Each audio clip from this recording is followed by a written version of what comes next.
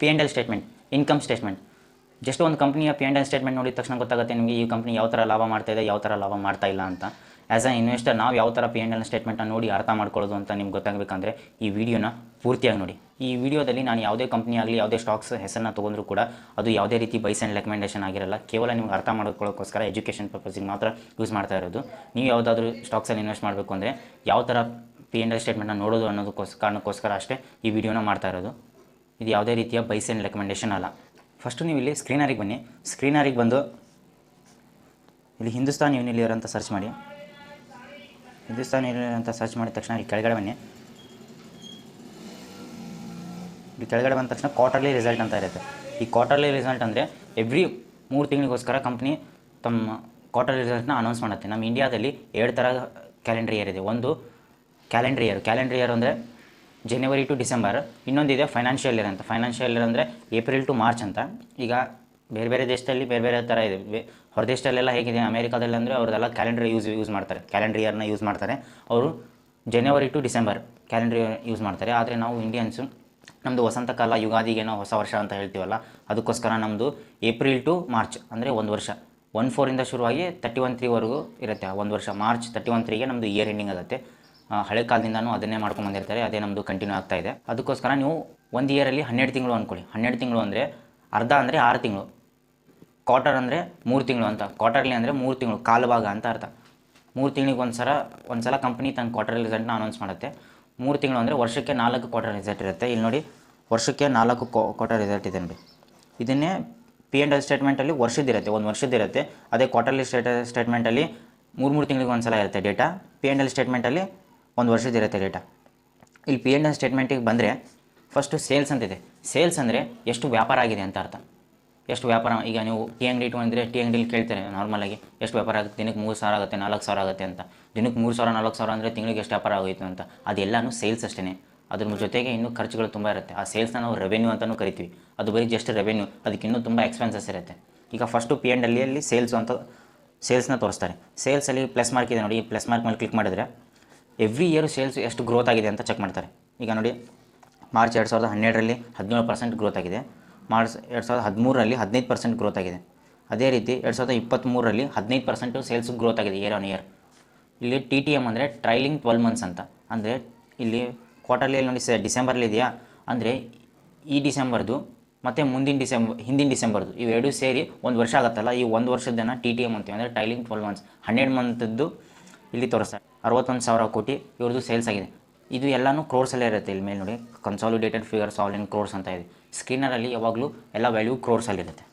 ಇದು sales every year ಎಷ್ಟು increase ಆಗಿದೆ ಅಂತ ನೋಡೋದಕ್ಕೆ ಸೇಲ್ಸ್ ಮೇಲೆ ಕ್ಲಿಕ್ ಮಾಡಿದ್ರೆ ಅಂದರೆ ನಿಮಗೆ ಸೇಲ್ಸ್ ಗ್ರೋತ್ ಎವ್ರಿ ಇಯರ್ ಎಷ್ಟೆಷ್ಟು ಗ್ರೋತ್ ಆಗಿದೆ ಅಂತ ನಿಮ್ಗೆ ತೋರಿಸುತ್ತೆ.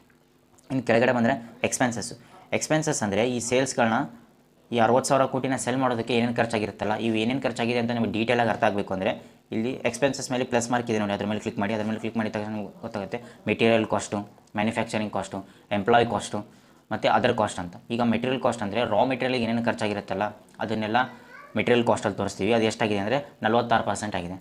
ಈಗ ಮ್ಯಾನುಫ್ಯಾಕ್ಚರಿಂಗ್ ಕಾಸ್ಟ್ ಅಂದರೆ ಇದನ್ನು ರಾ ಮೆಟೀರಿಯಲ್ಗೆ ತಯಾರು ಮಾಡಿದ ತಕ್ಷಣ, ಪ್ರಾಡಕ್ಟ್ ರೆಡಿ ಆದ ತಕ್ಷಣ ಪ್ಯಾಕಿಂಗು, ಲೇಬ್ಲಿಂಗು ಮತ್ತು ಇನ್ನೂ ಖರ್ಚುಗಳಿರುತ್ತಲ್ಲ, ಅದನ್ನು ಮ್ಯಾನುಫ್ಯಾಕ್ಚರಿಂಗ್ ಖರ್ಚು ಅಂತೀವಿ. ಎಂಪ್ಲಾಯ್ ಕಾಸ್ಟ್ ಅಂದರೆ ಇದನ್ನೆಲ್ಲ ತಯಾರು ಮಾಡೋದಕ್ಕೆ ಎಂಪ್ಲಾಯ್ಗಳನ್ನ ಕೆಲಸಕ್ಕೆ ಇಟ್ಕೊಂಡಿರ್ತಾರಲ್ಲ, ಅವ್ರಿಗೆ ಸ್ಯಾಲ್ರಿ ಕೊಡಬೇಕಾಗಿರುತ್ತಲ್ಲ, ಆ ಸ್ಯಾಲ್ರಿನೂ ಎಂಪ್ಲಾಯ್ ಕಾಸ್ಟ್ ಅಂತ ಕರಿತೀವಿ. ಇನ್ನು ಅದರ್ ಕಾಸ್ಟ್ ಅಂದರೆ ಮಾರ್ಕೆಟಿಂಗ್ ಮಾಡೋದಕ್ಕೆ ಅಡ್ವರ್ಟೈಸ್ಮೆಂಟು, ಟ್ರಾನ್ಸ್ಪೋರ್ಟೇಷನ್ ಚಾರ್ಜು, ಇದನ್ನೆಲ್ಲ ಸೇರಿಸಿ ಅದರ್ ಕಾಸ್ಟಲ್ಲೇ ಇರುತ್ತೆ. ಇದು ಎಕ್ಸ್ಪೆನ್ಸಸ್ ಬಗ್ಗೆ ನಾನು ಕ್ಲೀನಾಗಿ ಒಂದು ವಿಡಿಯೋ ಮಾಡಿದ್ದೀನಿ.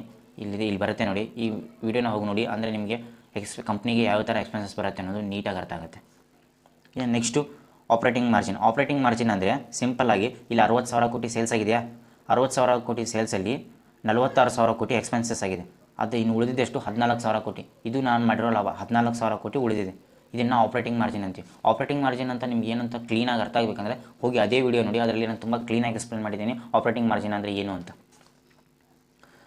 ಈ 14,000 ಕೋಟಿಯನ್ನು ಪರ್ಸೆಂಟೇಜಲ್ಲಿ ನೋಡೋದಂದರೆ ಎಷ್ಟು ಪರ್ಸೆಂಟೇಜ್ ಅಂದರೆ 23% ನಮ್ಮದು ಆಪ್ರೇಟಿಂಗ್ ಪ್ರಾಫಿಟ್ ಮಾರ್ಜಿನ್ ಇದೆ. ಈ ಆಪ್ರೇಟಿಂಗ್ ಪ್ರಾಫಿಟ್ ಮಾರ್ಜಿನ್ ಹೇಗೆ ಬಂತು ಅಂದರೆ 60,000 ಕೋಟಿ ಸೇಲ್ಸ್ ಆಗಿದೆ. ಆ ಸೇಲ್ಸಲ್ಲಿ 46,000 ಕೋಟಿ ಎಕ್ಸ್ಪೆನ್ಸಸ್ ಅಂದರೆ ಮ್ಯಾನುಫ್ಯಾಕ್ಚರಿಂಗ್ ಕಾಸ್ಟು, ಎಂಪ್ಲಾಯ್ ಕಾಸ್ಟ್, ಎಲ್ಲ ಥರ ಖರ್ಚುಗಳು ಸೇರಿ 46,000 ಕೋಟಿ ಇದೆ. ಇದನ್ನು ಮೈನಸ್ ಮಾಡಿದರೆ ಉಳಿದಷ್ಟು 14,000 ಕೋಟಿ. ಈ 14,000 ಕೋಟಿನ ಆಪ್ರೇಟಿಂಗ್ ಪ್ರಾಫಿಟ್ ಅಂತ ಕರಿತೀವಿ, ಆಪ್ರೇಟಿಂಗ್ ಮಾರ್ಜಿನ್ ಅಂತ ಕರಿತೀವಿ.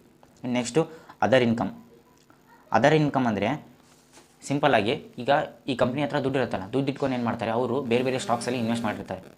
ತಮ್ಮ ಕಂಪ್ನಿನ ಬಿಟ್ಟು ಬೇರೆ ಬೇರೆ ಸ್ಟಾಕ್ಸಲ್ಲೂ ಇನ್ವೆಸ್ಟ್ ಮಾಡಿರ್ತಾರೆ. ಆ ಸ್ಟಾಕ್ಸಿಂದ ಡಿವಿಡೆಂಡ್ ಬರುತ್ತಲ್ಲ, ಅದನ್ನು ಅದರ್ ಇನ್ಕಮಲ್ಲಿ ತೋರಿಸ್ತಾರೆ. ಮತ್ತು ಇನ್ನೊಂದು ಮ್ಯೂಚುವಲ್ ಫಂಡ್ನ ಪರ್ಚೇಸ್ ಮಾಡಿರ್ತಾರೆ ಇವರು, ಮ್ಯೂಚುವಲ್ ಫಂಡಲ್ಲಿ ಇನ್ವೆಸ್ಟ್ ಮಾಡ್ತಾ ಇರ್ತಾರೆ. ಆ ಮ್ಯೂಚುವಲ್ ಫಂಡನ್ನು ಸೆಲ್ ಮಾಡಿದಾಗ ಅದರಿಂದ ಇನ್ಕಮ್ ಬರುತ್ತಲ್ಲ, ಅದನ್ನು ಅದರ್ ಇನ್ಕಮಲ್ಲಿ ತೋರಿಸ್ತಾರೆ. ಮತ್ತು ಯಾವುದಾದ್ರು ಅಸೆಟ್ ಇದೆ, ಅಸೆಟ್ನ ಸೆಲ್ ಮಾಡಿರ್ತಾರೆ ಅಂದ್ಕೊಳ್ಳಿ, ಆ ಸೆಲ್ ಮಾಡಿದ ಅಸೆಟನ್ನು ಕೂಡ ಈ ಅದರ್ ಇನ್ಕಮಲ್ಲೇ ತೋರಿಸ್ತಾರೆ. ಇದು ಅದರ್ ಇನ್ಕಮ್ ಕೂಡ ಕಂಪ್ನಿಗೆ ಒಂಥರ ಲಾಭನೇ. ಇನ್ನು ನೆಕ್ಸ್ಟು ಇಂಟ್ರೆಸ್ಟು ಅಂದರೆ ಕಂಪ್ನಿ ಡೆಟ್ ತೊಗೊಂಡಿರುತ್ತೆ, ಅಂದರೆ ಸಾಲ ತೊಗೊಂಡಿರುತ್ತೆ. ಈ ಸಾಲಕ್ಕೆ ಇಂಟ್ರೆಸ್ಟ್. ಈಗ ಹಿಂದೂಸ್ತಾನ್ ಯೂನಿಲಿವರ್ದು ಸಾಲ ಎಷ್ಟಿದೆ ಅಂತ ತಿಳ್ಕೊಬೇಕಂದ್ರೆ ಇಲ್ಲಿ ಕೆಳಗಡೆ ಬ್ಯಾಲೆನ್ಸ್ ಶೀಟಿಗೆ ಬನ್ನಿ ತಕ್ಷಣ ಇಲ್ಲಿದೆ ನೀವು ಬೋರೋಯಿಂಗ್ಸ್ ಅಂತ. ಈ ಬೋರೋಯಿಂಗ್ಸಲ್ಲಿ ಹಿಂದೂಸ್ತಾನ್ ಯೂನಿಲಿವರ್ ಸಾಲ 1272 ಕೋಟಿ ಇದೆ. ಆದರೆ ಇವ್ರದ್ದು ನೆಟ್ ಅಸೆಟ್ ವ್ಯಾಲ್ಯೂ, ಇವ್ರ ಆಸ್ತಿ ಎಷ್ಟಿದೆ ಅಂದರೆ 50,000 ಕೋಟಿ ಇದೆ. ಅಂದರೆ ಇರೋ ಅಸೆಟ್ಗೆ ಈ ಸಾಲ ಏನೂ ಅಲ್ಲ. ಆದರೂ ಫ್ಯೂಚರ್ ಏನಾದರೂ ಪ್ಲ್ಯಾನ್ ಇರುತ್ತೆ ಲಾಂಗ್ ಟರ್ಮ್ದು, ಅದಕ್ಕೋಸ್ಕರ ಸಾಲ ಮಾಡಿರ್ತಾರೆ. ದೆನ್ ನೆಕ್ಸ್ಟ್ ಬ್ಯಾಲೆನ್ಸ್ ಶೀಟ್ನ ನಿಮ್ಗೆ ಅನಲೈಸ್ ಮಾಡುವಾಗ ನಿಮ್ಗೆ ಹೇಳ್ತೀನಿ ಯಾವ ಥರ ಏನಿದೆ ಅಂತ. ಜಸ್ಟ್ ಈ ಇಂಟ್ರೆಸ್ಟ್ ಎಲ್ಲಿಂದ ಬಂತು ಅಂತ ತಿಳ್ಕೊಳ್ಳೋಕ್ಕೋಸ್ಕರ ಅರ್ಥ ಮಾಡ್ಕೊಳ್ಳಿ. ಹಿಂದೂಸ್ತಾನ್ ಯೂನಿಲಿವರ್ದು 114 ಕೋಟಿ ಇಂಟ್ರೆಸ್ಟ್ ಇದೆ. ಇನ್ನು ನೆಕ್ಸ್ಟ್ ಡೆಪ್ರಿಷಿಯೇಷನಲ್ಲಿ 2 ಥರ ಬರುತ್ತೆ. ಒಂದು ಟ್ಯಾಂಜಿಬಲ್ ಅಸೆಟ್ಟು, ಇನ್ನೊಂದು ಇಂಟ್ಯಾಂಜಿಬಲ್ ಅಸೆಟ್. ಟ್ಯಾಂಜಿಬಲ್ ಅಸೆಟ್ ಅಂದರೆ ಈಗ ಫೋನು, ಲ್ಯಾಪ್ಟಾಪು, ಇದನ್ನೆಲ್ಲ ನಾವು ಮುಟ್ಟಿ ನೋಡ್ತೀವಿ. ಈ ಮುಟ್ಟಿ ನೋಡೋದ್ರಿಂದ ಇದನ್ನು ಟ್ಯಾಂಜಿಬಲ್ ಅಸೆಟ್ ಅಂತೀವಿ. ಈ ಟ್ಯಾಂಜಿಬಲ್ ಅಸೆಟನ್ನು ಈಗ ಫಾರ್ ಎಕ್ಸಾಂಪಲ್ ಒಂದು ಲ್ಯಾಪ್ಟಾಪ್ ತೊಗೊಂಡಿದ್ದೀವಿ ಅಂದ್ಕೊಳ್ಳಿ, ಆ ಲ್ಯಾಪ್ಟಾಪ್ಗೆ 1 ಲಕ್ಷ ಖರ್ಚಾಯಿತು ಅಂದ್ಕೊಳ್ಳಿ. ಆ 1 ಲಕ್ಷನ ಒಂದೇ ವರ್ಷದಲ್ಲಿ ನಾನು ತೋರ್ಸಕ್ಕೆ ಬರಲ್ಲ, ಯಾಕಂದರೆ ನಾನು ಅದನ್ನ ಒಂದೇ ವರ್ಷ ಯೂಸ್ ಮಾಡಲ್ಲ, 5 ವರ್ಷ 10 ವರ್ಷ ಈ ಥರ ಯೂಸ್ ಮಾಡ್ತೀನಿ. 5 ವರ್ಷ ಯೂಸ್ ಮಾಡ್ತೀನಿ ಅಂದರೆ ಗೌರ್ಮೆಂಟ್ ಏನು ಹೇಳುತ್ತೆ, ಇದರಿಂದ 5 ವರ್ಷ ರೆವೆನ್ಯೂ ತೆಗಿತೀಯಾ, ಅದಕ್ಕೋಸ್ಕರ ನೀನು ಎವ್ರಿ ಇಯರು ಡೆಪ್ರಿಷಿಯೇಷನ್ ಮಾಡ್ತಾ ಬಾ ಅಂತ. ಎವ್ರಿ ಇಯರು 20% ಡೆಪ್ರಿಷಿಯೇಷನ್ ಮಾಡಿದರೆ 20% ಅಂದರೆ 20,000 ಅಂದರೆ ಈ ವರ್ಷ 20,000, ಮುಂದಿನ ವರ್ಷ 20,000, ಅದ್ರ ಮುಂದಿನ ವರ್ಷ 20,000, ಈ ಥರ ಮಾಡ್ತಾ 0 ಮಾಡ್ತಾ ಬಾ ಅಂತ ಹೇಳುತ್ತೆ. ಇದನ್ನು ನಾವು ಡೆಪ್ರಿಷಿಯೇಷನಲ್ಲಿ ತೋರಿಸ್ತೀವಿ. ಇನ್ನೊಂದು ಇಂಟ್ಯಾಂಜಿಬಲ್ ಅಸೆಟ್ ಅಂದರೆ ಅಮೋಟೈಸೇಷನು ಡೆಪ್ರಿಷಿಯೇಷನ್ ಈ ಸ್ಕ್ರೀನಲ್ಲಿ ಎರಡೂ ಸೇರಿಸಿ ತೋರಿಸ್ತಾರೆ. ಅಮೋಟೈಸೇಷನ್ ಅಂದರೆ ಈಗ ಇಂಟ್ಯಾಂಜಿಬಲ್ ಅಸೆಟ್ ಅಂದರೆ ಈಗ ಯಾವುದಾದ್ರೂ ಕಂಪ್ನಿ ಸಾಫ್ಟ್ವೇರ್ನ ಬೈ ಮಾಡಿರುತ್ತೆ, ಆ ಸಾಫ್ಟ್ವೇರ್ನ ಕೂಡ ನಾವು ಮುಟ್ಟಿ ನೋಡೋಕ್ಕಾಗಲ್ಲ, ಅದು ಕೂಡ ಇಂಟ್ಯಾಂಜಿಬಲ್ ಅಸೆಟ್ಟೆ. ಅದನ್ನು ಕೂಡ ನಾವು ಡೆಪ್ರಿಷಿಯೇಷನಲ್ಲೇ ತೋರಿಸ್ಬೇಕು. ಮತ್ತು ಯಾವುದೋ ಕಂಪ್ನಿದು ಗುಡ್ವಿಲ್ ಇರುತ್ತೆ ಅಂದ್ಕೊಂಡು, ಆ ಗುಡ್ವಿಲ್ಲು ಕೂಡ ಇಂಟ್ಯಾಂಜಿಬಲ್ ಅಸೆಟ್ಟೆ, ಅದನ್ನು ಕೂಡ ನಾವು ಡೆಪ್ರಿಷಿಯೇಷನಾಗೆ ತೋರಿಸ್ಬೇಕು. ಡೆಪ್ರಿಷಿಯೇಷನ್ ಮತ್ತು ಅಮೋಟೈಸೇಷನ್ ಅಂದರೆ ಏನು ವ್ಯತ್ಯಾಸ ಅಂತ ಸೇಮ್ ಹೋಗಿ ಅದೇ ವಿಡಿಯೋ ನೋಡಿ. ಆ ವಿಡಿಯೋದಿಂದ ನಾನು ಕ್ಲೀನಾಗಿ ಎಕ್ಸ್ಪ್ಲೇನ್ ಮಾಡಿದ್ದೀನಿ, ನಿಮಗೆ ಇನ್ನೂ ಚೆನ್ನಾಗಿ ಅರ್ಥ ಆಗುತ್ತೆ. ಇನ್ನು ಡೆಪ್ರಿಷಿಯೇಷನ್ ಆದಮೇಲೆ ಉಳಿದಿದ್ದೆ ಪ್ರಾಫಿಟ್ ಬಿಫೋರ್ ಟ್ಯಾಕ್ಸ್. ಅಂದರೆ ಕಂಪನಿ ಟ್ಯಾಕ್ಸ್ ಕಟ್ಟೋಕ್ಕಿಂತ ಮೊದಲು ಎಷ್ಟು ಲಾಭ ಮಾಡಿದೆ ಅಂತ. ಅಂದರೆ ಈಗ 60,000 ಕೋಟಿ ಸೇಲ್ಸ್ ಆಗಿದೆಯಾ, ಆದರೆ 46,000 ಕೋಟಿ ಎಕ್ಸ್ಪೆನ್ಸ್ನ ಮೈನಸ್ ಮಾಡಿದರೆ ಉಳಿದಿದ್ದೆಷ್ಟು 14,000 ಕೋಟಿ ಆಪ್ರೇಟಿಂಗ್ ಮಾರ್ಜಿನು. ಅದರಲ್ಲಿ ಅದರ್ ಇನ್ಕಮ್ನ ಆ್ಯಡ್ ಮಾಡ್ಕೋಬೇಕು. ಅದರ್ ಇನ್ಕಮ್ ಅಂದರೆ ಅದು ನಮಗೆ ಬಂದಿರೋ ಇನ್ಕಮು, ಅದನ್ನು ಆ್ಯಡ್ ಮಾಡಿಕೊಂಡು ಅದರಲ್ಲಿ ಇಂಟ್ರೆಸ್ಟು ಮತ್ತು ಡೆಪ್ರಿಷಿಯೇಷನ್ ಇವೆರಡೂ ಮೈನಸ್ ಮಾಡಬೇಕು. ಇವೆರಡೂ ಮೈನಸ್ ಮಾಡಿದಾಗ ಎಷ್ಟು ಉಳಿಯುತ್ತೆ, 13,344 ಕೋಟಿ ಉಳಿಯುತ್ತೆ. ಇದು ಟ್ಯಾಕ್ಸ್, ಗೋರ್ಮೆಂಟ್ಗೆ ಟ್ಯಾಕ್ಸ್ ಕಟ್ಟೋಕ್ಕಿಂತ ಮೊದಲು ಉಳಿದಿರೋಂಥ ದುಡ್ಡು. ಇದಕ್ಕೆ ಗೋರ್ಮೆಂಟು ಟ್ಯಾಕ್ಸ್ನ ಕಿತ್ಕೊಳ್ಳುತ್ತೆ. ಟ್ಯಾಕ್ಸ್ ಅಂದರೆ ನಮ್ಮ ಇಂಡಿಯಾದಲ್ಲಿ ಕಾರ್ಪೊರೇಟ್ ಟ್ಯಾಕ್ಸ್ ಅಂತ ಬರುತ್ತೆ. ನಮ್ಮ ಇಂಡಿಯಾದಲ್ಲಿ ಹೈಯೆಸ್ಟ್ ಗೋರ್ಮೆಂಟಿಗೆ ರೆವೆನ್ಯೂ ಬರೋದು ಕಾರ್ಪೊರೇಟ್ ಟ್ಯಾಕ್ಸಿಂದ. ಕಾರ್ಪೊರೇಟ್ ಟ್ಯಾಕ್ಸು ಮಿನಿಮಮ್ ಆಗಿ 25% ಇರುತ್ತೆ. ಒಂದೊಂದು ಸಲ ಬೇರೆ ಬೇರೆ ಥರನೂ ಇರುತ್ತೆ. ನೀವು ಎಷ್ಟು ಲಾಭ ಮಾಡ್ತೀವೋ ಅದಕ್ಕೆ ಅಷ್ಟು ಕೊಡು ಅಂತ. ಮೊದಲು ಜಾಸ್ತಿ ಇತ್ತು. ಇಲ್ಲಿ ನೋಡಿ 2015ರಲ್ಲಿ ಎಷ್ಟಿತ್ತು ಅಂದರೆ 31% ಇತ್ತು, ಆಮೇಲೆ 31% ಇದೆ. ಈಗ ಎಷ್ಟಾಗಿದೆ ಅಂದರೆ 24% ಆಗಿದೆ. ಒಂದೊಂದು ಸಲ ಎಷ್ಟು ಲಾಭ ಮಾಡ್ತೀವೋ ಅದ್ರ ಮೇಲೆ ಕೊಡು ಅಂತ ಹೇಳುತ್ತೆ. ಇಲ್ಲ ಒಂದೊಂದು ಸಲ ಏನಾಗುತ್ತೆ, ನೀನು ಎಷ್ಟಾದರೂ ಲಾಭ ಮಾಡು 25% ಕೊಟ್ಬಿಡು ಅಂತಲೂ ಹೇಳುತ್ತೆ. ಅದೇ ರೀತಿ ಟ್ಯಾಕ್ಸು ವೇರಿಯೇಷನ್ ಆಗ್ತಾ ಇರುತ್ತೆ. ಈಗ 23 ಇದ್ರ ಟ್ಯಾಕ್ಸು 24% ಇದೆ. ಇದರಲ್ಲಿ 24% ಟ್ಯಾಕ್ಸ್ನ ಮೈನಸ್ ಮಾಡಿದ್ರೆ ಉಳಿದಿದ್ದೆಷ್ಟು 10,000 ಕೋಟಿ ಉಳಿದು. ಈ 10,000 ಕೋಟಿನೇ ನೆಟ್ ಪ್ರಾಫಿಟು. ಇದೇ ಹಿಂದೂಸ್ತಾನ್ ಯೂನಿಲಿವರ್ ಮಾಡಿರೋ ಆ್ಯಕ್ಚುಯಲ್ ಪ್ರಾಫಿಟ್ ಅಂದರೆ ಇದೆ. ಇದನ್ನೇ ಆ ಹಿಂದೂಸ್ತಾನ್ ಯೂನಿಲಿವರ್ ಮನೆಗೆ ತೊಗೊಂಡೋಗೋ ದುಡ್ಡು ಅಂದರೆ ಇದೇ ಪ್ರಾಫಿಟ್. ಅಂದರೆ 60,000 ಕೋಟಿ ಸೇಲ್ಸ್ ಆಗಿದೆ, 10,000 ಕೋಟಿ ಪ್ರಾಫಿಟ್ ಆಗಿದೆ. ಈ ಮಧ್ಯದಲ್ಲಿ ಏನು ಉಳಿತಲ್ಲ, ಇದೆಲ್ಲ ಇದನ್ನೆಲ್ಲ ಖರ್ಚುಗಳನ್ನ ಮೈನಸ್ ಮಾಡಿದ್ರೇ ಉಳಿಯುತ್ತಲ್ಲ, ಅದನ್ನೇ ನೆಟ್ ಪ್ರಾಫಿಟ್ ಅನ್ನೋದು. ಅದನ್ನು ರೆವೆನ್ಯೂ ಅಂತೀವಿ. 60,000 ಕೋಟಿ ಸೇಲ್ಸ್ ಆಗಿದೆಯಲ್ಲ, ಅದು ಬರೀ ರೆವೆನ್ಯೂ ಅಷ್ಟೇ, ಅದು ವ್ಯಾಪಾರ ಆಗಿದೆ, ಅದು ಲಾಭ ಅಲ್ಲ. ಲಾಭ ಎಷ್ಟು ಅಂತ ನೋಡಬೇಕಂದ್ರೆ ನೀವು ನೆಟ್ ಪ್ರಾಫಿಟ್ ನೋಡಬೇಕು. ಈ ನೆಟ್ ಪ್ರಾಫಿಟೇ ನಿಜವಾದ ಲಾಭ. ಇನ್ನು ಕೆಳಗಡೆ EPS ಅಂತಿದೆ. EPS ಅಂದರೆ ಅರ್ನಿಂಗ್ ಪರ್ ಶೇರ್ ಅಂತ. ಅರ್ನಿಂಗ್ ಪರ್ ಶೇರ್ ಅಂದರೆ ಹಿಂದೂಸ್ತಾನ್ ಯೂನಿಲಿವರ್ ಕಂಪ್ನಿಲಿರೋ ಎವ್ರಿ ಒಂದು ಶೇರು ಒಂದು ವರ್ಷಕ್ಕೆ ಎಷ್ಟು ದುಡಿತಾ ಇದೆ ಅಂತ ಅರ್ಥ. ಈಗ ಒಂದು ಶೇರು 43 ರೂಪಾಯಿ ದುಡಿತಾ ಇತ್ತು. 2012ರಲ್ಲಿ ಎಷ್ಟು ದುಡಿತಾ ಇತ್ತು, 12 ರೂಪಾಯಿ ದುಡಿತಾ ಇತ್ತು. ಆಮೇಲೆ 17 ಆಯಿತು, ಆಮೇಲೆ 18, 20, 24, 27, ಈಗ 43ಕ್ಕೆ ಬಂದಿದೆ. ಅಂದರೆ ಇಯರ್ ಆನ್ EPS ಇನ್ಕ್ರೀಸ್ ಆಗ್ತಾಯಿದೆ. ನೆಕ್ಸ್ಟು ಡಿವಿಡೆಂಡ್ ಪೇಔಟ್ ಅಂದರೆ ಕಂಪ್ನಿ ತಾನು ಮಾಡಿರೋ ಲಾಭದಲ್ಲಿ ಇನ್ವೆಸ್ಟರ್ಸ್ಗೆ ವಾಪಸ್ ಕೊಟ್ಟಿದೆ. ಎಷ್ಟು ಕೊಟ್ಟಿದೆ ಅಂತ, ಇದು 91% ಕೊಟ್ಟಿದೆ. ಅಂದರೆ ಆಲ್ಮೋಸ್ಟ್ ತಾನೇನು ದುಡಿದಿಲ್ಲ. ಈಗ ಕಂಪ್ನಿ 100 ರೂಪಾಯಿ ದುಡಿದಿದೆ ಅಂದ್ಕೊಳ್ಳಿ, 91 ರೂಪಾಯಿ ವಾಪಸ್ ಕೊಟ್ಟಿದೆ. ಅಂದರೆ ಏನೂ ಇಟ್ಕೊಂಡಿಲ್ಲ, ಎಲ್ಲನೂ ಮನೆಗೆ ತೊಗೊಂಡೋಗಿದ್ದಾರೆ. ಅಂದರೆ ಯಾಕಂದರೆ ಪ್ರಮೋಟರ್ ಹೋಲ್ಡಿಂಗು ತುಂಬ ಜಾಸ್ತಿ ಇರುತ್ತೆ. ಕಂಪ್ನಿ ಓನರೇ ಜಾಸ್ತಿ ಶೇರ್ಸ್ನ ಹೊಂದಿರ್ತಾರೆ, ಡಿವಿಡೆಂಡು ಕೂಡ ಅವನಿಗೆ ಜಾಸ್ತಿ ಬರುತ್ತೆ, ಅವನೇ ಮನೆಗೆ ತೊಗೊಂಡೋಗ್ತಾನೆ. ಈ ಕಂಪ್ನಿಗೆ ಗ್ರೋ ಮಾಡೋಕ್ಕೆ ಜಾಸ್ತಿ ದುಡ್ಡು ಬೇಕಾಗಿಲ್ಲ, ಯಾಕಂದರೆ ಇದು FMCG ಪ್ರಾಡಕ್ಟ್ನ ತಯಾರು ಮಾಡುತ್ತೆ. ಇನ್ನು ನೆಕ್ಸ್ಟು ಇಲ್ಲಿ ಬಂದರೆ ಕಾಂಪೌಂಡೆಡ್ ಸೇಲ್ಸ್ ಗ್ರೋತ್. ಅಂದರೆ ಇಯರ್ ಆನ್ ಇಯರು ಕಾಂಪೌಂಡೆಡ್ ಹೇಗೆ ಥರ ಗ್ರೋತ್ ಆಗಿದೆ ಅಂತ. ನೀವು ಸ್ಟಾಕ್ ಮಾರ್ಕೆಟಲ್ಲಿ ಇನ್ವೆಸ್ಟ್ ಮಾಡ್ತಾ ಇದ್ದಾರೆ ಅಂದರೆ ಕಾಂಪೌಂಡಿಂಗ್ ಬಗ್ಗೆ ಕ್ಲೀನಾಗಿ ಅರ್ಥ ಆಗಿರಬೇಕು. ಇಲ್ಲಾಂದರೆ ಸ್ಟಾಕ್ ಮಾರ್ಕೆಟಲ್ಲಿ ನೀವು ದುಡ್ಡು ಮಾಡೋಕ್ಕಾಗಲ್ಲ. ಕಾಂಪೌಂಡೆಡ್ ಸೇಲ್ಸ್ ಗ್ರೋತು ಲಾಸ್ಟ್ 10 ಇಯರ್ಸಿಂದ 8% ಆಗಿದೆ, 5 ಇಯರ್ಸಿಂದ 11%, 3 ಇಯರ್ಸಿಂದ 15% ಆಗಿದೆ.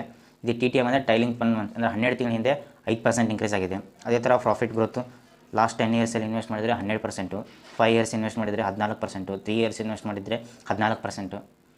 ಅದೇ ರೀತಿ ಸ್ಟಾಕ್ ಪ್ರೈಸ್ ಗ್ರೋತ್ ನೋಡಿ, ಸ್ಟಾಕ್ ಪ್ರೈಸ್ ಅಂದರೆ ಶೇರ್ ಪ್ರೈಸ್ ಕೂಡ ಅದೇ ರೀತಿ ಮೇಲೋಗಿದೆ. ಲಾಸ್ಟ್ 10 ಇಯರ್ಸಲ್ಲಿ 16%, 5 ಇಯರ್ಸಲ್ಲಿ 7%, 3 ಇಯರ್ಸಲ್ಲಿ 1%. ಈಗ ಲಾಸ್ಟ್ 1 ಇಯರಲ್ಲಿ ಅಂದರೆ ಮೈನಸ್ ಅಂದರೆ ಸ್ವಲ್ಪ ಕೆಳಗಡೆ ಬಂದಿದೆ ಈ ವರ್ಷದಲ್ಲಿ, ಅಂದರೆ 12 ಮಂತ್ಸ್ ಅಂತ ಹೇಳುತ್ತೆ. ಈ 1 ವರ್ಷದಲ್ಲಿ ಸ್ವಲ್ಪ ಮೈನಸ್ಸಲ್ಲಿದೆ. ಇನ್ನು ROE ನೋಡಿ 10 ಇಯರ್ಸಲ್ಲಿ 37%, 5 ಇಯರ್ಸಲ್ಲಿ 28%, 3 ಇಯರ್ಸಲ್ಲಿ 22%. ಲಾಸ್ಟ್ ಇಯರ್ ಅಂದರೆ TTM ಅಂತಲೇ ಇದು ಲಾಸ್ಟ್ 12 ತಿಂಗಳಲ್ಲಿ 20% ಆಗಿದೆ. ಆದರೆ ಗ್ರೋತ್ ಇಲ್ಲ ಕಂಪ್ನೀಲಿ. ಗ್ರೋತ್ ಯಾಕಿಲ್ಲ ಅಂದರೆ ನೀವು ಯಾವುದಾದ್ರೂ ಕಂಪ್ನಿಲಿ ಇನ್ವೆಸ್ಟ್ ಮಾಡಬೇಕಂದ್ರೆ ಸೇಲ್ಸ್ ಗ್ರೋತು ಮಿನಿಮಮ್ ಲಾಸ್ಟ್ 10 ಇಯರ್ಸಿಂದ 100% ಇರಬೇಕು. ಅದೇ ಪ್ರಾಫಿಟ್ ಗ್ರೋತು 15% ಇರಬೇಕು. ಇದನ್ನು ನೋಡಿ ಇನ್ವೆಸ್ಟ್ ಮಾಡಿ. ಯಾಕಂದರೆ ನಿಮ್ಮ ದುಡ್ಡು ಗ್ರೋತ್ ಆಗಬೇಕು, ಬೆಳೀತಾ ಇರಬೇಕು. ಕಾಂಪೌಂಡಿಂಗ್ ಅಂದರೆ ಬೆಳೆಯೋದು. ಈಗ ಇವರು ಏನು ಮಾಡಿದ್ದಾರೆ, ಡಿವಿಡೆಂಡ್ನ ವಾಪಸ್ ಕೊಟ್ಬಿಟ್ಟಿದ್ದಾರೆ. 91% ವಾಪಸ್ ಕೊಟ್ಟಿದ್ದಾರೆ. ಇದನ್ನು ರೀಇನ್ವೆಸ್ಟ್ ಮಾಡಿಲ್ಲ. ಅಕಸ್ಮಾತ್ ಇವ್ರು ಏನಾದರೂ ರೀಇನ್ವೆಸ್ಟ್ ಮಾಡಿದರೆ ಇನ್ನೂ ನಿಮ್ಮ ಕಾಂಪೌಂಡಿಂಗ್ ದುಡ್ಡು ಇನ್ನೂ ಗ್ರೋತ್ ಆಗ್ತಿದ್ದು. ಹೇಗೆ ಅಂದರೆ ಫಾರ್ ಎಕ್ಸಾಂಪಲ್ ನೀವು 10 ಲಕ್ಷ ಇಟ್ಕೊಂಡು ಒಂದು ಬಿಸ್ನೆಸ್ ಮಾಡಿದ್ದೀರಾ ಅಂದ್ಕೊಳ್ಳಿ. ಅದರಿಂದ ಈ ವರ್ಷ 2 ಲಕ್ಷ ಲಾಭ ಮಾಡಿದ್ದೀರಾ ಅಂದ್ಕೊಳ್ಳಿ. ಅಂದರೆ 2 ಲಕ್ಷ ಲಾಭ ಅಂದರೆ ನಿಮ್ಮದು 20% ನೀವು ರಿಟರ್ನ ತೆಗೆದಿದ್ದೀರಾ. 20% ರಿಟರ್ನ್ ಅಂದರೆ 2 ಲಕ್ಷ ಆಯಿತು. ಈ 2 ಲಕ್ಷನ ನೀವು ಮನೆಗೆ ತೊಗೊಂಡು ಹೋಗ್ದೇನೆ ವಾಪಸ್ ನೀವು ರೀಇನ್ವೆಸ್ಟ್ ಮಾಡಿ ಬಿಸ್ನೆಸ್ ಒಳಗೆ ಹಾಕೊಂಡ್ರೆ ಮುಂದಿನ ವರ್ಷ ನಿಮ್ಮ ಕ್ಯಾಪಿಟಲು 12 ಲಕ್ಷ ಆಗುತ್ತೆ. ಆ 12 ಲಕ್ಷಕ್ಕೂ ಸೇಮ್ 20% ರಿಟರ್ನ್ ತೆಗೆದ್ರೆ ನಿಮ್ಮದು ರಿಟರ್ನ್ 7,40,000 ಆಗುತ್ತೆ. ಲಾಸ್ಟ್ ಇಯರ್ ನಿಮ್ಮದು ದುಡ್ಡು 2 ಲಕ್ಷ ಇತ್ತು, ಈ ವರ್ಷ 7,40,000 ಆಗಿದೆ. ಲಾಸ್ಟ್ ಇಯರ್ಕಿಂತ ಈ ಇಯರ್ ಗ್ರೋತ್ ಆಯಿತಾ. ಈ ಥರ ಬಿಸ್ನೆಸ್ಸಲ್ಲೇ ವಾಪಸ್ ದುಡ್ಡು ಹಾಕಿದ್ರೆ ನಿಮ್ಮ ದುಡ್ಡು ಇನ್ನೂ ಬೇಗ ಫಾಸ್ಟಾಗಿ ಗ್ರೋ ಆಗುತ್ತೆ. ಫಾರ್ ಎಕ್ಸಾಂಪಲ್ ನಾನು ಬೇರೆ ಕಂಪ್ನಿನ ತೋರಿಸ್ತೀನಿ ನೋಡಿ. P&L ಸ್ಟೇಟ್ಮೆಂಟಿಗೆ ಬನ್ನಿ. P&L ಸ್ಟೇಟ್ಮೆಂಟಿಗೆ ಬಂದ ತಕ್ಷಣ ಇಲ್ಲಿದೆ ನೋಡಿ, ಡಿವಿಡೆಂಡ್ ಪೇಮೆಂಟ್ ಅಂತ 27% ಇದೆ. 27% ಅಂದರೆ ಇವನಿಗೆ ಬಿಸ್ನೆಸ್ನ ಗ್ರೋ ಮಾಡೋದಕ್ಕಿಂತ ಜಾಸ್ತಿ ದುಡ್ಡು ಬೇಕು. ಅದಕ್ಕೆ ಬಿಸ್ನೆಸ್ಸಲ್ಲಿ ತನ್ನ ದುಡ್ಡನ್ನು ರೀಇನ್ವೆಸ್ಟ್ ಮಾಡ್ತಾನೆ. ಡಿವಿಡೆಂಟಾಗಿ ಜಾಸ್ತಿ ಕೊಡಲ್ಲ. ಇವನು ಏನೇನು ಪ್ರಾಡಕ್ಟ್ನ ಸೆಲ್ ಮಾಡ್ತಾನೆ ಅಂತ ಗೋಲ್ಡು ಇವನು ಸೆಲ್ ಮಾಡೋದ್ರಿಂದ ಇವನು ಲಕ್ಸುರಿ ಐಟಮ್ ಇದೆ. ಅದಕ್ಕೋಸ್ಕರ ಇವನಿಗೆ ದುಡ್ಡು ಜಾಸ್ತಿ ಬೇಕಾಗುತ್ತೆ. ಅದಕ್ಕೋಸ್ಕರ ಇವನು ಡಿವಿಡೆಂಟಾಗಿ ಜಾಸ್ತಿ ವಾಪಸ್ ಕೊಡಲ್ಲ, ವಾಪಸ್ ರೀಇನ್ವೆಸ್ಟ್ ಮಾಡ್ತಾನೆ. ಇಂಥ ಕಂಪ್ನಿಗಳು ಶೇರ್ಸ್ ಪ್ರೈಸು ಪ್ರಾಫಿಟ್ ಪ್ರೈಸು ಜಾಸ್ತಿ ಇರುತ್ತೆ. ಇಲ್ಲಿ ಕೆಳಗಡೆ ಬಂದು ನೋಡಿ, ಶೇರ್ಸ್ ಲಾಸ್ಟ್ 10 ಇಯರ್ಸಿಂದ 15% ಇನ್ಕ್ರೀಸ್ ಆಗಿದೆ. ಪ್ರಾಫಿಟ್ ಗ್ರೋತು ಲಾಸ್ಟ್ 10 ಇಯರ್ಸಿಂದ 16% ಇದೆ ನೋಡಿ. ಸ್ಟಾಕ್ ಪ್ರೈಸ್ ಕೂಡ ಅದೇ ರೀತಿ ಮೇಲೋಗಿದೆ, 33% ಮೇಲೋಗಿದೆ. Return on equity 24%. ಅಂದರೆ ನೀವು ಇನ್ವೆಸ್ಟ್ ಮಾಡಿದ ದುಡ್ಡನ್ನು ಎವ್ರಿ 3 ಇಯರ್ಸ್ಗೋಸ್ಕರ ಡಬಲ್ ಮಾಡಿದ್ದಾನೆ. ಅಂದರೆ ನೀವು 1 ಲಕ್ಷ ಇನ್ವೆಸ್ಟ್ ಮಾಡಿದ್ರೆ ಅಂದರೆ ಮತ್ತೆ 3 ವರ್ಷ ಬಿಟ್ಟು ನೋಡಿದ್ರೆ 2 ಲಕ್ಷ ಆಗಿರುತ್ತೆ. 3ನೇ ವರ್ಷಕ್ಕೆ 2 ಲಕ್ಷ ಆಗಿರುತ್ತೆ. 6ನೇ ವರ್ಷಕ್ಕೆ 4 ಲಕ್ಷ ಆಗಿರುತ್ತೆ. 9ನೇ ವರ್ಷಕ್ಕೆ 8 ಲಕ್ಷ ಆಗಿರುತ್ತೆ. 11ನೇ ವರ್ಷಕ್ಕೆ 16 ಲಕ್ಷ ಆಗಿರುತ್ತೆ. ಈ ಥರ ಡಬಲ್ ಆಗ್ತಾನೆ ಹೋಗುತ್ತೆ. ಇದನ್ನೇ ಕಾಂಪೌಂಡಿಂಗ್ ಗ್ರೋತ್ ಅನ್ನೋದು. ಕಾಂಪೌಂಡಿಂಗ್ ಅಂದರೆ 1 ಲಕ್ಷ ಇನ್ವೆಸ್ಟ್ ಮಾಡಿದ್ದಾನೆ, 1 ಲಕ್ಷಕ್ಕೆ 24% ಅಲ್ಲ, ಇದು ಎವ್ರಿ ಇಯರ್ 24% ಕೊಟ್ಟಿದ್ದಾನೆ. ಅಂದರೆ ಎವ್ರಿ ಇಯರ್ 24% ಕೊಟ್ಟರೆ ನಿಮ್ಮದು 3 ವರ್ಷಕ್ಕೊಂದು ಸಲ ಡಬಲ್ ಆಗ್ತಾ ಹೋಗುತ್ತೆ ನಿಮ್ಮ ಇನ್ವೆಸ್ಟ್ಮೆಂಟ್. ಅದೇ ರೀತಿ ನೋಡಿ, ಶೇರ್ ಪ್ರೈಸ್ ಕೂಡ ಹಾಗೆ ಮೇಲೆ ಹೋಗಿರುತ್ತೆ. ಲಾಸ್ಟ್ 10 ಇಯರ್ಸಿಂದ ಎಷ್ಟಿತ್ತು, 221 ಇತ್ತು. ಇವಾಗ ಎಷ್ಟಿದೆ ಶೇರ್ ಪ್ರೈಸು, 3,710 ಇದೆ. ಆಲ್ಮೋಸ್ಟ್ 18 ಪಟ್ಟು ಜಾಸ್ತಿ ಆಗಿದೆ. ಅಂದರೆ ನೀವು ಲಾಸ್ಟ್ 10 ಇಯರ್ಸಿಂದ 1 ಲಕ್ಷ ಇನ್ವೆಸ್ಟ್ ಮಾಡಿದರೆ ಇವಾಗ ನಿಮ್ಮ ದುಡ್ಡು 18 ಲಕ್ಷ ಆಗಿರೋದು. ಇದನ್ನೇ ಪವರ್ ಆಫ್ ಕಾಂಪೌಂಡಿಂಗ್ ಅನ್ನೋದು. ನೀವು ಸ್ಟಾಕ್ ಮಾರ್ಕೆಟಲ್ಲಿ ದುಡ್ಡು ಮಾಡಬೇಕಂದ್ರೆ ಲಾಂಗ್ ಟರ್ಮಲ್ಲೇ ಇನ್ವೆಸ್ಟ್ ಮಾಡಬೇಕು. ನೀವೇನು ಮಾಡ್ತೀರಾ ಗೊತ್ತಾ, ಈ ವರ್ಷಕ್ಕೆ ಇದು ನೋಡಿ, ಇದರ ROE ಎಷ್ಟಿದೆ, 37% ಇದೆ ಲಾಸ್ಟ್ 10 ಇಯರ್ಸ್. ಅಂದರೆ ಈ ವರ್ಷ 1 ಲಕ್ಷ ಇನ್ವೆಸ್ಟ್ ಮಾಡಿದ್ರೆ ಅಂದ್ಕೊಳ್ಳಿ, 37% ಅಂದರೆ 37,000 ಬಂತು. ಆ 37,000ನ ತೊಗೊಂಡು ಜೇಬಲ್ಲಿ ಇಟ್ಕೋತೀರಾ. ಮತ್ತು ಇನ್ನೊಂದು ಕಂಪ್ನಿಲಿ ಇಂಟರ್ವ್ಯೂ ಆಗ್ತೀರಾ, ಅದ್ರ ಮೇಲೆ ಇನ್ವೆಸ್ಟ್ ಮಾಡ್ತೀರಾ. ಮತ್ತು ಅದರಲ್ಲಿ ಲಾಭ ಅಂತ ತೊಗೋತೀರಾ, ಮತ್ತೊಂದು ಕಂಪ್ನಿಲಿ ಹಾಕ್ತೀರಾ. ಹಾಗೆ ಮಾಡ್ತಾ ಲಾಸ್ಟಲ್ಲಿ ಯಾವುದಾದ್ರೂ ಡಮ್ಮಿ ಕಂಪ್ನಿಗೆ ಹಾಕ್ತೀರಾ, ಅಷ್ಟು ದುಡ್ಡನ್ನ ಕಳ್ಕೊಂಡ್ಬಿಡ್ತೀರಾ. ನೀವು ಲಾಂಗ್ ಟರ್ಮಲ್ಲಿ ದುಡ್ಡು ಮಾಡಬೇಕು ಅಂದರೆ ಕೂತ್ಕೋಬೇಕು ಸರಿಯಾಗಿ. ಬಿಸ್ನೆಸ್ ಮೇಲೆ ನಂಬಿಕೆ ಇಟ್ಟು ಕೂತ್ಕೋಬೇಕು. ಆವಾಗಲೇ ನೀವು ಸ್ಟಾಕ್ ಮಾರ್ಕೆಟಲ್ಲಿ ದುಡ್ಡು ಮಾಡೋಕ್ಕಾಗೋದು. ಇಲ್ಲಾಂದರೆ ಈ ಥರ ಟ್ರೇಡಿಂಗ್ ಮಾಡ್ತಾ ಹೋಗ್ತೀರಾ ನೋಡಿ, 500 ರೂಪಾಯಿ ಹಾಕಿದೆ, ಅದರಿಂದ 5,000 ತೆಗೆದೆ, ಈ ಥರ ಮಾಡ್ತಾ ಇರ್ತಿರಲ್ಲ, ಅದು ಟ್ರೇಡಿಂಗ್ ಈಸ್ ಹೆವಿ ರಿಸ್ಕು. ನೀವು ಅದು ನೋಡಿ, ಟೆಕ್ನಿಕಲ್ ಚಾರ್ಟ್ ನೋಡಿ, ಅದನ್ನು ನೋಡಿ ಮಾಡ್ತೀನಿ ಅಂತ ಅಂದ್ಕೊಂಡ್ರೆ ಇದು ವೆರಿ ರಿಸ್ಕು. ನೀವು ದುಡ್ಡನ್ನ ಮಾಡೋದ್ರಿಂದ ದುಡ್ಡನ್ನ ಬರೀ ಕಳ್ಕೊಳ್ತಾನೆ ಹೋಗ್ತೀರಾ. ಅದಕ್ಕೋಸ್ಕರ ನೀವು ಫಂಡಮೆಂಟಲಿ ಗುಡ್ ಸ್ಟಾಕ್ನ ನೋಡಿ ಇನ್ವೆಸ್ಟ್ ಮಾಡಿ ಲಾಂಗ್ ಟರ್ಮಲ್ಲಿ ಇನ್ವೆಸ್ಟ್ ಮಾಡಿದರೆ ನಿಮ್ಗೆ ಲಾಸ್ ಆಗೋ ಚಾನ್ಸಸ್ಸೇ ಇರೋದಿಲ್ಲ. ಫಂಡಮೆಂಟಲಿ ಗುಡ್ ಸ್ಟಾಕ್ಸ್ ನೀವು ಲಾಂಗ್ ಟರ್ಮ್ ಇನ್ವೆಸ್ಟ್ ಮಾಡ್ತೀನಿ ಅಂತ ಹೋಗಿ ಪೆನ್ನಿ ಸ್ಟಾಕಲ್ಲಿ ಇನ್ವೆಸ್ಟ್ ಮಾಡಿದರೆ ಖಂಡಿತ ಲಾಸ್ ಆಗುತ್ತೆ. 5 ರೂಪಾಯಿ 10 ರೂಪಾಯಿ ಈ ಸ್ಟಾಕ್ನ ಪೆನ್ನಿ ಸ್ಟಾಕ್ ಅಂತೀವಿ. ಈ ಪೆನ್ನಿ ಸ್ಟಾಕ್ ಮೇಲೆ ಇನ್ವೆಸ್ಟ್ ಮಾಡಿದರೆ ನಿಮ್ಮ ದುಡ್ಡು ಖಂಡಿತ ಲಾಸ್ ಆಗುತ್ತೆ. ಅದಕ್ಕೋಸ್ಕರ ಕಲಿತು ಫಂಡಮೆಂಟಲ್ ಅನಾಲಿಸಿಸ್ನ ಅರ್ಥ ಮಾಡ್ಕೊಂಡು ಆಮೇಲೆ ಇನ್ವೆಸ್ಟ್ ಮಾಡಬೇಕು. ಈಗ ಈ ವಿಡಿಯೋದಲ್ಲಿ P&L ಸ್ಟೇಟ್ಮೆಂಟ್ ಏನು ಅಂತ ನಿಮ್ಗೆ ಕ್ಲೀನಾಗಿ ಅರ್ಥ ಆಗಿದೆ ಅನ್ಕೋತೀನಿ. ಈಗ ನೆಕ್ಸ್ಟ್ ನಾನು ಬ್ಯಾಲೆನ್ಸ್ ಶೀಟ್ ಹೇಗೆ ಥರ ನೋಡೋದು ಅಂತ ವಿಡಿಯೋ ಮಾಡ್ತೀನಿ. ಅದಕ್ಕಿಂತ ಮುಂಚೆ ನಮ್ಮ ಚಾನಲ್ನ ಯಾರಾದರೂ ಸಬ್ಸ್ಕ್ರೈಬ್ ಆಗಿಲ್ಲ ಅಂದರೆ ಪ್ಲೀಸ್ ಸಬ್ಸ್ಕ್ರೈಬ್ ಮಾಡ್ಕೊಳ್ಳಿ, ಹಾಗೆ ನೋಟಿಫಿಕೇಷನ್ ಆನ್ ಮಾಡ್ಕೊಳ್ಳಿ. ನೀವು ಸ್ಟಾಕ್ ಮಾರ್ಕೆಟಲ್ಲಿ ಇನ್ವೆಸ್ಟ್ ಮಾಡಬೇಕಂದ್ರೆ ಡಿಮ್ಯಾಟ್ ಅಕೌಂಟು ಕಂಪಲ್ಸರಿ. ಡಿಮ್ಯಾಟ್ ಅಕೌಂಟ್ನ ನಾನು ಡಿಸ್ಕ್ರಿಪ್ಷನ್ ಲಿಂಕಲ್ಲಿ ಕೊಟ್ಟಿರ್ತೀನಿ. ನಾನು ಯಾವ ಡಿಮ್ಯಾಟ್ ಅಕೌಂಟ್ನ ಯೂಸ್ ಮಾಡ್ತಿದ್ದು ಅದೇ ಡಿಮ್ಯಾಟ್ ಅಕೌಂಟ್ ಡಿಸ್ಕ್ರಿಪ್ಷನ್ ಲಿಂಕಲ್ಲಿ ಕೊಟ್ಟಿರ್ತೀನಿ. ಹೋಗಿ ನಿಮ್ಮ ಡಿಮ್ಯಾಟ್ ಅಕೌಂಟ್ನ ಓಪನ್ ಮಾಡ್ಕೊಳ್ಳಿ. Thanks for watching. ಮತ್ತೆ ಸಿಗೋಣ.